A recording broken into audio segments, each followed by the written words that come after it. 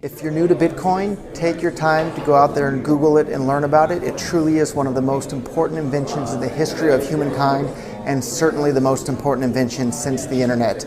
Go out there, make a Bitcoin wallet, get involved, start using it, learn about all the positive ways in which this is going to improve the lives of every single person on the planet. Get involved, do it today. It's going to help everybody. Thank you. Bitcoin and things like it is the equivalent of the red pill. Okay? We are entering a completely world of uncharted water right now. Have you made any investments in Bitcoin? So, I mean, I personally own Bitcoin in my hedge fund. I own Bitcoin in my fund. I own Bitcoin in my private account. It is a huge deal. It's a huge, huge, huge deal.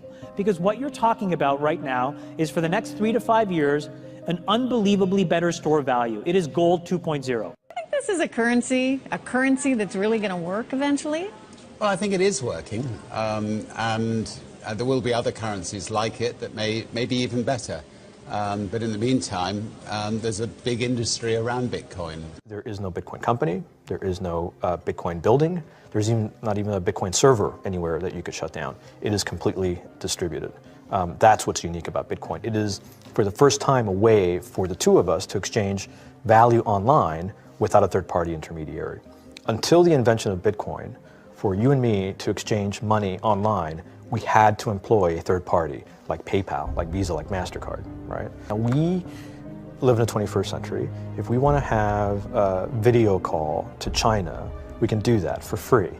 But to send a couple $100, which is essentially just ones and zeros being moved around, costs 5% plus takes over a day. Bitcoin is exciting because it shows how cheap it can be.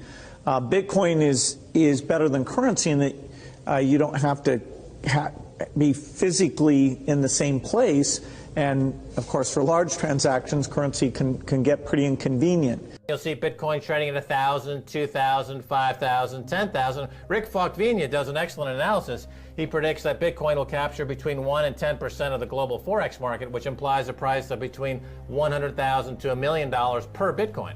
Most of the people who are on the sidelines not buying Bitcoin today will start to buy Bitcoin when it gets over 1,000, and then a greater percentage of people will definitely plow into Bitcoin when it starts to get over 10,000. It's still predicting Bitcoin $10,000 per Bitcoin in 3 years.